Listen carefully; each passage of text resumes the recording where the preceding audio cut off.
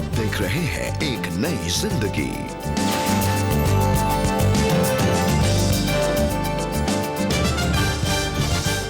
एक नई सुबह और एक नई जिंदगी में आप सब लोगों का स्वागत है जी। A very good morning friends to all of you and welcome to एक नई जिंदगी।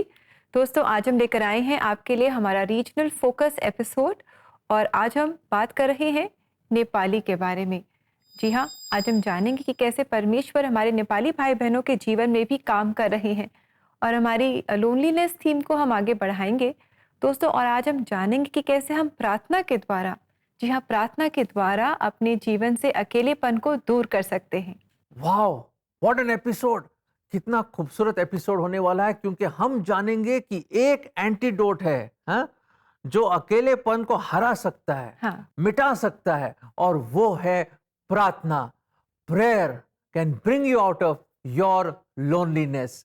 कितनी खूबसूरत बात है ना दर्शकों, जब हम एक ऐसे प्रेमी परमेश्वर से, जो हमेशा वेट करता है कि हम उससे बात करें, उसके साथ एक रिलेशनशिप बढ़ाएं, जब वो वेट कर रहा है तो हम कैसे अकेले रह सकते हैं। हमें सिर्फ अपनी निगाहें, अपनी आवाज़, अपने दिल को उठाना है उसकी ओर और उससे बात करनी। उम्मीद करते हैं कि ये एपिसोड एक स्पेशल एपिसोड होगा, जहां आप अपने मसीहा, अपने प्रभु यीशु मसीह के साथ अपनी दोस्ती बढ़ाएंगे और उस अकेलेपन को हटा देंगे।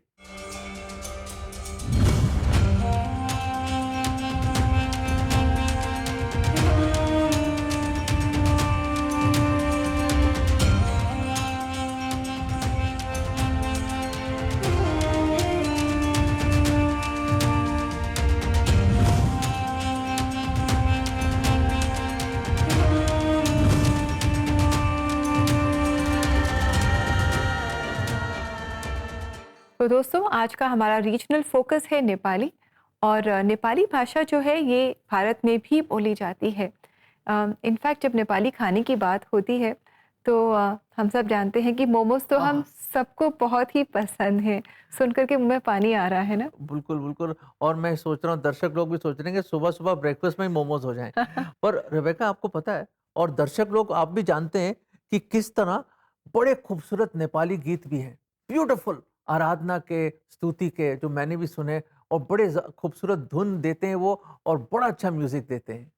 तो आइए दोस्तों, देर कैसी, हम भी दिन की शुरुआत आज करते हैं एक नेपाली गीत के साथ। सत्य सुंदर सिद्ध मानस। ये गीत एक जॉन डी खवास क्लासिक है। हम सब जानते हैं कि जॉन डी खवास जी नेत्रहीन हैं, लेकिन अपने गीतों के द्वारा ये प्रभु यीशु मसीह की महिमा करते हैं। आइए हम इस गीत से आशीष पाएं। सत्य सुंदर सिद्ध मानिस, हुनुहुन्छ प्रभु ख्रीष्ट, उहाँसँग साथै मैले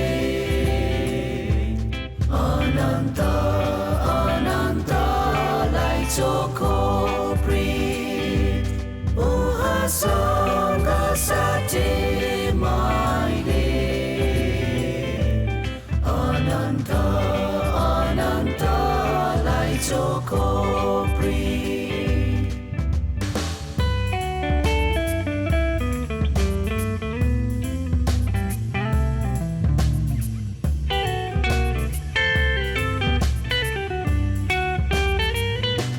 सिद्ध ईश्वर सिद्ध मानिस, मेरो जीवन स्वामीलाई।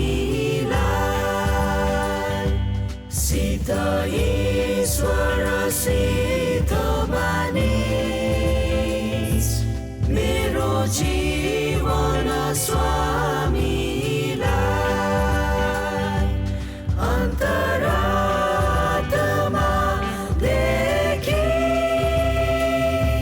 श्रद्धा र भक्ति छ तपाईलाई। अन्तरात्मा देखि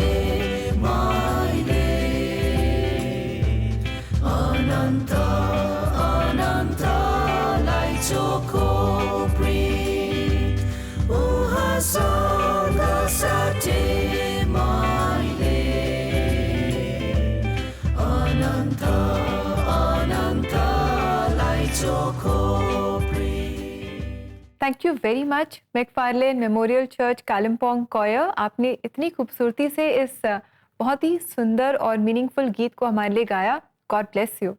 वाकई God is a perfect God, और वो परफेक्टली कामिल तौर से हमसे मोहब्बत और प्रेम करता है। Isn't it wonderful that we have such a great, कितना महान परमेश्वर हमारा परमेश्वर है। जी, और दोस्तों अगर आपकी भी चर्च कॉयर्स एक नई ज़िंदगी में अपने गीतों के द्वारा हमारे जो दर्शक हैं उन्हें आशीषित करना चाहती है, तो आप ज़रूर अपनी कॉयर्स को एक नई ज़िंदगी प्रोग्राम पर आने के लिए रजिस्टर करें। और ऐसा करने के लिए आप हमारी वेबसाइट को विजिट करें। हमारा एड्रेस है cbnindia.org/connect-with-us। दर्शकों, जैसे हमने आपको बताया कि आज के एपिसोड का थीम है किस तरह प्रार्थना के द्वारा हम अकेलेपन से विजय पा सकते हैं या छुटकारा पा सकते हैं हम लोग। जी, और दोस्तों इसी बात को और बेहतर समझने के लिए आइए हम मुलाकात करते हैं पिनोमित लेप्चा से। पिनोमित के जीवन में हर खुशी थी कि अचानक उनके बेटे का देहांत हो गया और उनका जीवन दुख और अकेलेपन से भर गया। उनके दुख की वजह से परिवार और अपनों के बीच में भी वो अकेली थी। उन्हें लगता था कि परमेश्वर उनसे दूर है। इस दुख में से निकलना नामुमकिन लग रहा था। आइए पिनोमित लिप्चा से हम मिले और जाने कि क्या उनका अकेलापन दूर हुआ। और ये सच्ची कहानी आपके लिए नमची सिक्किम से लेकर आई हैं एक नई जिंदगी प्रोड्यूसर असेनला सांगमा। 25 साल की उम्र में मैंने चिनलॉप लेप्चा से शादी की। मेरा वैवाहिक जीवन बहुत सुंदर था। परमेश्वर ने हम दोनों को एक बेटी से आशीषित किया था और 3 साल बाद हमें एक बेटा दिया। मुझे लेप्चा भाषा सीखने का मौका मिला। जब मैं लेप्चा कोर्स के लिए जा रही थी तो मैं अपने छोटे बेटे को भी अपने साथ ले गई। मुझे 9 से 10 बजे तक पढ़ाया जाता था और कक्षा समाप्त होने के बाद मैं अपने बेटे को हर जगह ढूंढने लगी। जब हम उसे ढूंढ रहे थे तो एक लड़का बच्चे को लेकर आया। उसने बताया कि ये बच्चा पानी में तैर रहा था और डूब गया, लेकिन मुझे लगा जैसे मेरा बेटा जीवित है। मैंने उसे बहुत हिलाया और उसे अस्पताल ले गई। वहाँ डॉक्टर ने उसे मृत घोषित कर दिया। जब मैंने अपने बच्चे को खो दिया तो दूसरे बच्चों को देखकर मुझे बहुत दुख होता था। मुझे बहुत कष्ट हुआ और ऐसा लगा जैसे मेरे दिल को निचोड़ा जा रहा था, ठीक वैसे ही जैसे कोई कपड़े को निचोड़ रहा हो। मैं एक पागल के समान इधर उधर घूमने लगी। रात में जब मेरा बच्चा मेरी गोद में नहीं होता था तो मेरे लिए ये बहुत मुश्किल होता था। मैं बहुत रोती थी और सोचती रहती थी कि फिर से कब रोशनी होगी। रात बिताना बहुत मुश्किल हो गया था। मैंने आंसू के साथ 5 साल बिताए और जब 10 साल बीत गए तब भी मैं अपने दुखों को नहीं भुला सकी। उस दौरान परमेश्वर के साथ मेरी बहुत अधिक बहस हुई। उस समय मैं परमेश्वर से कहती थी कि हे प्रभु, आप जीवित परमेश्वर हैं, आपने मेरे बेटे को क्यों नहीं बचाया? जब ये हुआ परमेश्वर, तब आप कहाँ थे? मैं तो आपकी सेवा में थी। आप कहाँ हैं? आप कौन हैं? कृपया अपने आप को मुझे दिखाएं। फिर मैं एक प्रार्थना करने वाली माँ और बहन से मिली जिन्होंने मुझे प्रार्थना करने के लिए प्रोत्साहित किया और उन्होंने मेरे लिए प्रार्थना भी की। प्रार्थना के साथ साथ मैंने बाइबल पढ़ना शुरू कर दिया। जब मैं प्रार्थना के साथ प्रभु के चरणों में गई तो परमेश्वर ने मुझे अंदर से ठीक किया। उस समय परमेश्वर के साथ मेरा संबंध उतना गहरा या करीब नहीं था, लेकिन जैसे जैसे मैंने बाइबल को पढ़ना शुरू किया, मैंने महसूस किया कि परमेश्वर अपने वचनों के द्वारा मुझसे बात कर रहे हैं। मैं अपने आप को ताकत और हिम्मत देती रही। जब प्रभु हमें बचाते हैं तो हम चंगाई प्राप्त करते हैं। मैंने महसूस किया कि परिस्थितियां कैसी भी हो, भले ही हम विपरीत परिस्थितियों के काले बादलों से घिरे हों, लेकिन हमेशा एक उजियाली सुबह होगी। मैंने उस प्रकाश की आशा के साथ जीना शुरू कर दिया। मैंने मुस्कुराना सीखा, चाहे कितनी भी कठिन परिस्थिति क्यों न हो, और मुझे एहसास हुआ कि प्रभु हमारे साथ चलते हैं, चाहे हम किसी भी दौर से गुजर रहे हों। मेरी प्रार्थना थी कि मैं परमेश्वर आपके लिए जीऊं, आप में हंसूं, आप में मरूं, जब तक मैं इस दुनिया में जीवित हूँ। मैंने अपना जीवन परमेश्वर को समर्पित कर दिया। परमेश्वर ने मेरी अगुवाई एक अलौकिक और स्वर्गीय मार्ग पर की। मेरा परमेश्वर प्रेम से भरा, तरस खाने वाला और दयालु है। मैं परमेश्वर के बिना नहीं रह सकती हूँ। आज कुछ ऐसी स्थिति है। थैंक यू वेरी मच विनोमित, थैंक यू आपकी कहानी के लिए। आपने बिल्कुल सही कहा कि प्रभु यीशु मसीह में आशा है, वो जगत की ज्योति है। हमारे जीवन के जो अंधकार भरी परिस्थितियां होती हैं, उनमें प्रभु यीशु मसीह ज्योति बनकर हमें आशा देते हैं और सब अंधकार को, अकेलेपन को वो दूर कर देते हैं। बिल्कुल इस बहन की तरह हो सकता है आपकी लाइफ में भी ऐसी प्रॉब्लम्स आई हैं। एक ऐसा शख्स है बाइबल में जिसकी लाइफ में बड़ी प्रॉब्लम्स आई। पता नहीं जहाज टूट गए, समुंदर के इतने तूफानों में फंसा वो, लोगों ने उसको बड़ा ही मारा, और एक टाइम तो ऐसा हुआ कि अधमरा छोड़ दिया उसको शहर के बाहर, और इतना उसको लोगों ने उसको गलत बोला और इतना कुछ सहा, इतना सताया गया वो। उस शख्स का नाम है पौलुस। आप जानते हैं उनको। नए नियम की ज्यादातर किताबें और पत्रियां उन्होंने लिखी है, और सुसमाचार और परमेश्वर के प्रेम का पैगाम पता नहीं कहाँ का, एशिया माइनर, यूरोप, पता नहीं कहाँ ना लेकर गए वो, और कैसे खुदा ने उनकी जिंदगी बदली। उसके बाद अपना जीवन प्रभु को दे दिया। एक समय ऐसा आया जब महासभा के सामने उनको बेइज्जत किया गया, और लोग इतना उसके पीछे पड़ गए पौलुस के कि खुदा के कलाम में, प्रेरितों के काम 22वें अध्याय में लिखा कि लोग उनको फाड़ के उसको मारना चाहते थे। तो वहां पे सिपाही आए, उसको पकड़ के लेकर गए, एक जगह उसने सुरक्षित रखा, और वहां मायूसी की हालत में, चोटें लगी हुई, दर्द में, पीड़ा में, आसपास एक शख्स नहीं उसका, ना कोई दोस्त, ना कोई नहीं उसके आसपास। उस काल कोठरी में, उस अकेले में पौलुस कहता है कि जब मैं उस रात बिल्कुल अकेला था, तन्हा था, परेशान था, दर्द से भरा हुआ था, कोई आशा और उम्मीद नहीं दिख रही थी उस वक्त, उसने दुआ करी और उसने यूं लिखा कि दैट नाइट, उस रात, खुदावन यीशु मसीह उसके पास आके खड़े हो गए। दोस्तों, हमारा खुदा इतना दयालु, इतना प्रेम करने वाला परमेश्वर है कि हमारी हर परिस्थिति में, हर परेशानी में वो हमारे पास आता है। He comes to us। वो है हमारा खुदा। दोस्तों, वो आपको कभी नहीं छोड़ेगा। पौलुस को कभी नहीं छोड़ा, इस बहन को नहीं छोड़ा, हमें नहीं छोड़ा, वो आपको भी कभी नहीं छोड़ेगा। वो आएगा और आपके पास आके खड़ा होगा। और क्या बोला पौलुस को? खुश हो जा, बी ऑफ गुड चेयर, हिम्मत ले, मैं तेरे संग हूं, मैं तेरे साथ हूं। दोस्तों, प्रार्थना करना मत छोड़िएगा, क्योंकि अगर छोड़ दिया तो मायूसी आ जाएगी, अकेलापन आ जाएगा। ये वचन हम आपको देना चाहते हैं। पहला थिस्सलुनीको 5:17, प्रार्थना करना कभी ना छोड़ो। प्रार्थना करना कभी मत छोड़ना।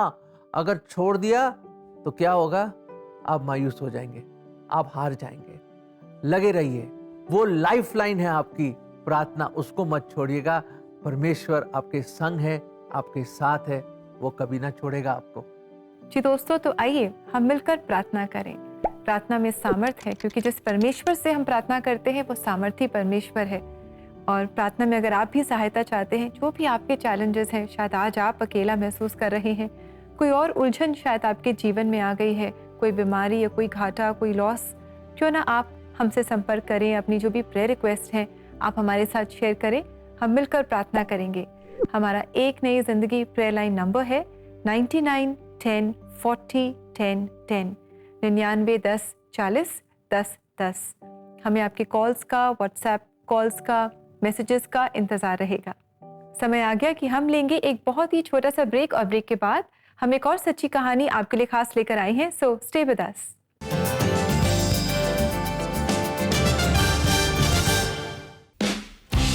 एक नई जिंदगी हर बुधवार आपके लिए राष्ट्रीय क्षेत्रों का रंग नेशनल टीवी के रंगमंच पर लाता है। देखिए सच्ची कहानियां, सुनिए चर्च कॉयर्स और सैर करिए ऐतिहासिक गिरजों की। हर बुधवार चलिए एक नए क्षेत्र में। देश विदेश से एक नई जिंदगी रीजनल फोकस देखने के लिए गिव टू CBN।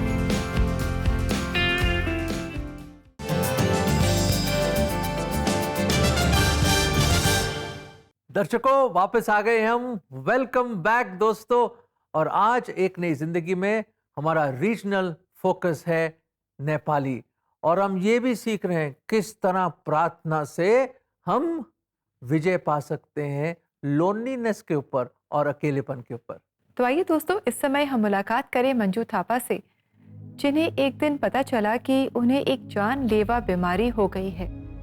एक ऐसा समय आया जब उन्होंने परमेश्वर से कहा कि वो पूरी तरह से अकेली हैं। मृत्यु और अंधेरी घाटी से गुजरते हुए क्या उन्होंने परमेश्वर को अपने साथ पाया? आइए हम मंजू से ही मिलकर जाने, और ये सच्ची कहानी आपके लिए लेकर आए हैं एक नई जिंदगी प्रोड्यूसर अभिनय। मुझे नहीं पता था कि मुझे कैंसर है, लेकिन मेरे गले के नीचे एक गांठ थी। आगे की जांच के लिए मैं CMC वेल्लोर गई। उचित चिकित्सीय जांच के बाद मैं अपने डॉक्टर से मिली और उन्होंने मुझे बताया कि मुझे गले का कैंसर है। जब मैंने ये खबर सुनी तो मुझे गहरा सदमा लगा और सुनकर दुख बहुत हुआ। मैं डॉक्टर के चेम्बर से नीचे आई। मैं अपने आप को संभाल नहीं सकी। मेरी उदासी आंसुओं की बाढ़ में बदल गई। मुझे आश्चर्य हुआ कि कैंसर मेरे जीवन में कैसे और क्यों आया। मैंने परमेश्वर से प्रार्थना की, नहीं, ये संभव नहीं है। जब हम आहत होते हैं और कठिनाइयों का सामना करते हैं तो हम सांत्वना पाने के लिए अक्सर अपने परिजनों के पास जाते हैं, और मेरे सबसे करीबी और प्रिय मेरे पति, वो मेरे दोस्त हैं। मैंने सोचा कि मैं उन्हें फोन करूंगी, वो मुझे साहस देंगे और मुझे कुछ आराम और शांति मिलेगी। लेकिन जब मैंने उन्हें फोन किया तो उनका फोन बंद था। मेरे पति फुटबॉल के खिलाड़ी हैं, वो नेपाल गए थे और उनका फोन 2 दिन से बंद था। मैं बहुत ज्यादा निराश थी। मैंने परमेश्वर से कहा, प्रभु, अब मैं पूरी तरह से अकेली हूँ। शायद मेरा कैंसर ठीक ना हो और मैं धीरे धीरे मर जाऊंगी। अकेलेपन की पीड़ा अति दुखदाई थी। ये मेरे लिए बहुत कठिन था। मैंने अकेले मृत्यु के जबड़े का सामना किया। मैंने उत्साह से प्रार्थना की। प्रार्थना करते समय परमेश्वर ने मुझे भजन संहिता 31 दिया। सचमुच परमेश्वर ने उन आयातों के द्वारा मुझसे बात की। परमेश्वर ने कहा, मैं तुम्हें बल दूंगा और तेरे पैरों को फिसलने नहीं दूंगा। एक आयत कहती है, मेरी आंखें वरन मेरा प्राण और शरीर सब शोक के मारे खुल जाते हैं। मेरी हड्डियां खुल गईं। जब मैंने खबर सुनी तो मैं विचलित हो गई, लेकिन परमेश्वर मुझे बचाएगा। उसके वचन सच्चे हैं। परमेश्वर पर भरोसा रखने के बजाय मैं लोगों पर भरोसा रख रही थी।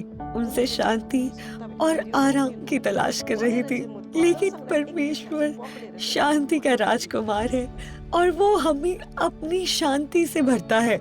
मैंने भजन संहिता 31 को थामे रखा। परमेश्वर ने फिर से मेरे जीवन में आनंद और शांति को बहाल कर दिया। डॉक्टर ने 3 महीने के बाद मुझे ऑपरेशन के लिए बुलाया। ऑपरेशन थिएटर में जाने से पहले डॉक्टर ने कंप्यूटर पर मुझे मेरा कैंसर दिखाया। एक तरफ रिपोर्ट थी और दूसरी तरफ परमेश्वर का वचन। हमारे लिए परमेश्वर की छिपी हुई बातों को प्राप्त करना कठिन था, पर मेरा विश्वास परमेश्वर के वचनों पर टिका था। मैं परमेश्वर के वादों को थामे हुए थी। मेरा ऑपरेशन सफल रहा। डॉक्टर ने मुझे कहा कि कीमोथेरेपी के बजाय रेडियोथेरेपी करनी होगी। मुझे कमरे में ले जाया गया। कमरे के अंदर सब कुछ सफेद था और एक मक्खी भी उसमें प्रवेश नहीं कर सकती थी। रेडियोथेरेपी के बाद मुझे 3 दिन और 3 रात कमरे के अंदर ही रहना पड़ा। ये सुनकर मैं हैरान थी, क्योंकि मैं इतने लंबे समय तक अकेले नहीं रह सकती। मैं अपने साथ बाइबल ले गई। वो मेरा मित्र था, क्योंकि वो वचन परमेश्वर है और वो मुझसे बात कर रहा था और परमेश्वर मेरे साथ था। मुझे ऐसा महसूस हुआ जैसे परमेश्वर मेरे बहुत करीब था। सचमुच हमारा परमेश्वर जीवित है। लोग भले ही ऐसा मात्र कहते हों, लेकिन मैंने परमेश्वर की सच्ची उपस्थिति का अनुभव किया है। जब मेरे पूरे शरीर का स्कैन किया गया, डॉक्टर ने कहा मैं कैंसर से ठीक हो गई हूँ। प्रभु की स्तुति हो। इन सभी बातों के द्वारा परमेश्वर ने मुझे एक साक्षी बनाया, उसके लिए एक चुना हुआ पात्र बनाया। मैं प्रभु की आभारी हूँ। Thank you very much Manju, we rejoice with you. और आपने बिल्कुल सही कहा कि परमेश्वर की जो वचन है वो सत्य वचन है, वो सत्य और आमीन है। और जीवन के इतने बड़े दुख से आप गुजरे, लेकिन परमेश्वर के आप और करीब आते गए। जैसे जैसे आप इस तकलीफ से गुजरे, आप परमेश्वर को आपने और करीबी से जाना और परमेश्वर की सहायता को, उनकी सांत्वना को, शांति को, उनकी मौजूदगी को आपने अपने जीवन में एक्सपीरियंस किया। दर्शकों, मंजू एक चट्टान पे थी और वो चट्टान खुदा का कलाम है। दोस्तों, खुदा के कलाम ने उसको संभाल के रखा, उसको कुव्वत दी, उसको ताकत दी, शांति दी, हिम्मत दी। मेरे दर्शक जो आज आप देख रहे हैं, भाई और बहनों, अगर आप भी इस दौर से गुजर रहे हैं, this is your Clarion call from God. Open the word of God, खोलिए उसके कलाम को और आप भी वही शक्ति, वही पावर और वही ग्रेस, अनुग्रह जो काफी है खुदा का, आप पाएंगे जब आप खुदा का जीवंत वचन अपने जीवन में छुपाएंगे और उससे लगे रहेंगे और लिपटे रहेंगे आप। जी बिल्कुल दोस्तों, परमेश्वर के वचन में सामर्थ है। और अगर आप इस वचन को अपनी भाषा में सुनना चाहते हैं, अलग अलग संदेशों को अपनी भाषा में सुनना चाहते हैं, तो आप CBN इंडिया यूट्यूब चैनल को विजिट कर सकते हैं। और आज हमने मंजू और बिनोमित की कहानी को देखा। इसी कहानी को अगर आप नेपाली भाषा में सुनना चाहते हैं, तो भी आप ज़रूर CBN इंडिया यूट्यूब चैनल पर जाएं और आप ऐसा कर सकते हैं और आप इन कहानियों को शेयर भी कर सकते हैं। साथ ही दोस्तों, अगर आप चाहें तो आप CBN India Nepali Facebook page पर जाएं और वहाँ क्रिश्चियन नेपाली कम्युनिटी के साथ आप इंटरैक्ट कर सकते हैं और बहुत सारे इंकरेजिंग नेपाली कंटेंट से आप आशीष पा सकते हैं। दर्शकों, अब हम लेंगे एक छोटा सा ब्रेक, पर ब्रेक के बाद एक अहम चीज होने वाली है, कहीं मत जाइएगा, वो है प्रार्थना। तो हम प्रार्थना करेंगे मिलकर विश्वास में, और खास तौर से हम अपने नेपाली भाई बहनों के लिए भी प्रार्थना करेंगे और खास तौर से जो आप देख रहे हैं ना, आपके लिए भी हम प्रार्थना करेंगे। और सुनिए, रेबेका एक स्पेशल इंफॉर्मेशन आपके लिए ला रही है, किस तरह आप ENZ फैमिली में जुड़ सकते हैं। इसलिए बड़े गौर से देखिए और थोड़ी सी देर में वापस आते हैं हम।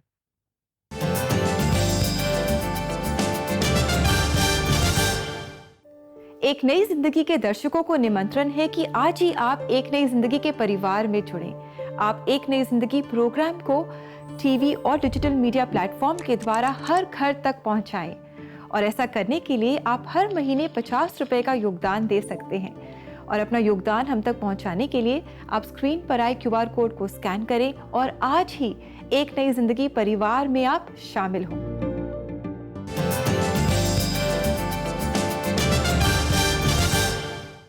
वेलकम बैक दोस्तों, आज एक नई जिंदगी प्रोग्राम में हम लेकर आए हैं आपके लिए हमारा रीजनल फोकस एपिसोड और हम बात कर रहे हैं नेपाली के बारे में। और दोस्तों, साथ ही आज हम जान रहे हैं कि कैसे हम जब प्रार्थना करते हैं तो प्रार्थना के द्वारा कैसे हम अपने जीवन का जो अकेलापन है इसे हम दूर कर सकते हैं। तो आइए मिलकर हम प्रार्थना करें, आप और हम विश्वास में, एकता में, और हम प्रार्थना करें ताकि हम इन बेड़ियों से और अकेलेपन से आज़ाद हो जाएं और परमेश्वर की जो खुशी है ना, अबंडेंट लाइफ, जो हमेशा की जो जिंदगी है, उसका आप आनंद उठा सकें। आइए दर्शकों, मिलकर हम प्रार्थना करें। प्रभु जी, हम धन्यवाद देते हैं कि आप हमारे परमेश्वर हैं, और प्रभु जी आप वो परमेश्वर हैं जो चाहते हैं कि हमारे साथ संगति करें और हम आपके साथ संगति करें। प्रभु जी, हम खास तौर से उन सब दर्शक लोगों के लिए दुआ करते हैं प्रभु जी, बड़े दिल से, जो मायूस हैं, अकेले हैं, या घर से बहुत दूर हैं, या उनके फैमिली मेंबर्स ने उनको छोड़ दिया है, या प्रभु जी घर में शायद कोई क्लेश है, प्रॉब्लम्स हैं, डिफिकल्टीज हैं। प्रभु जी आप सब कुछ जानते हैं, आप उनके दिल के हाल को जानते हैं, उनके हर आंसू को जानते हैं, हर जज्बात को जानते हैं। प्रभु जी आप अपना शांति भरा हाथ उन सब पर लाइए प्रभु जी। Lord, they may experience your peace at this time. उस तूफान में, उस परेशानी में, उस अकेलेपन में प्रभु आपकी शांति उनके हृदयों में राज करे प्रभु जी। प्रभु जी वो आपको अपने जीवन में एक मौका दे कार्य करने के लिए प्रभु जी, और आप प्रभु जी बड़ी दया से उनको इस डिफिकल्टी से, इस अकेलेपन से, इस मायूसी से, इस परेशानी से प्रभु आप एक अद्भुत रीति से आप निकालिए। और ख़ास तौर से हम अपने नेपाली स्पीकिंग भाई लोग और बहन लोग, जितने लोग प्रभु जी आज जुड़े हैं प्रभु, उन पर भी प्रभु आपकी आशीष हो, और उन कलीसियों पे आशीष हो, उनके कम्युनिटीज़ पे आशीष हो, उनके कार्यों पे आशीष हो प्रभु जी, और वो और आपके प्रेम में, आपकी दया में, अनुग्रह में बढ़ते चले जाएं प्रभु जी, और एक अच्छे गवाह बने आपके लिए इस धरती पे प्रभु जी। एक बार फिर प्रभु जी आपके नाम की महिमा हो, आपके नाम को जलाल मिले, और ये प्रार्थना हम प्रभु यीशु मसीह के नाम में मांगते हैं, आमीन आमीन। दर्शकों, हमने तो प्रार्थना करी है। मैं उम्मीद करता हूँ आमीन बोलते ही आपके चेहरे पे एक मुस्कुराहट आई होगी। क्यों? क्योंकि आपको पता है कि आप अकेले नहीं हैं। जी बिल्कुल, हम अकेले नहीं हैं। हमारा परमेश्वर जो जीवित परमेश्वर है वो हमारे संग है, हमारे साथ है। आइए देखिए इस समय परमेश्वर का जीवित सामर्थी वचन। क्या मैंने तुझे आज्ञा नहीं दी? हिया बांधकर दृढ़ हो जा,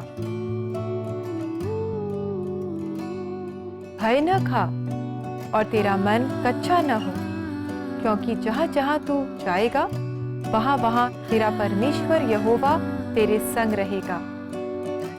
यहोशू 1:9। वाओ, कितना कुछ सीखने को मिला है इस एपिसोड से। हमने बिनोमित और मंजू की लाइफ से देखा, सिस्टर से, किस तरह ऐसी परिस्थितियों में, ऐसी डिफिकल्ट परिस्थितियों में, जब काले बादल ही दिख रहे थे, फिर भी खुदा ने एक उम्मीद दी, अपने वचन के द्वारा उनको सहारा दिया, और प्रार्थना के द्वारा वो इन मुसीबतों से निकल सके। ओ हमारा खुदा महान है दोस्तों, आजमा के तो देखो, खुदावन सब कुछ कर सकता है। वो कहता है be of good courage and fear not, मत डरो, मैं तुम्हारे संग हूं। दोस्तों, पौलुस के साथ आके वो खड़ा हो गया। वो इस वक्त, हाँ जी, इस वक्त आपके साथ भी है। महसूस कीजिए और विश्वास रखें, गॉड इज विद यू। जी और दोस्तों, इसी के साथ it's time to say goodbye. Thank you for joining us today. और कल आपसे फिर मुलाकात करेंगे, तो आप कल भी ज़रूर हमारे साथ जुड़े। और कल पहचान कौन में हम एक बहुत ही इंटरेस्टिंग सवाल आप सबके लिए लेकर आ रहे हैं, तो आप हमारे साथ ज़रूर जुड़ें और उस सवाल का जवाब भी हमारे साथ शेयर करें। Until then, have a lovely blessed day and may God bless you. God bless you.